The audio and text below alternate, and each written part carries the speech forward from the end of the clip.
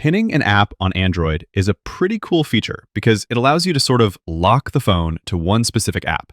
So if you're giving your phone to a friend or to a child, for example, you can lock it to one single app and they cannot swipe away and go through your home screen or go mess with your photos, etc. And to do this, first we'll go to Settings and then scroll down to Security and Privacy. Then I'm going to go to More Security Settings. And here, I'm going to turn on this toggle that allows apps to be pinned. Depending on what type of Android phone you have, this might be in a different place, but if you can't find it, just use the search and search for pinning or pinned, and you'll find it. So then, how do you pin an app? First, you'll bring up the app switcher and then choose the app that you want to pin. You're going to tap the app icon on top of the little app preview window and choose Pin this app.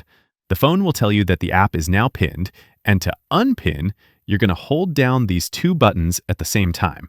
So now I could let someone do a phone call here, but if they try to exit, it doesn't let you switch apps because it's pinned to the phone app. To unpin, we're going to hold down these two buttons, and the phone says it's unpinned. Now I could leave the app and use my phone normally, and then pin another app again when I need to. Works with any app. If you're using the swipe navigation and don't have the buttons on the bottom of your screen, unpinning an app is slightly different.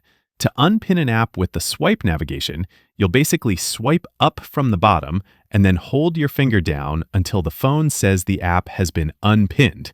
Then you could swipe up again to exit the app. And that's how you pin apps on Android. Click that like button if this helped and subscribe for more quick guides like this. Thanks all. Until next time.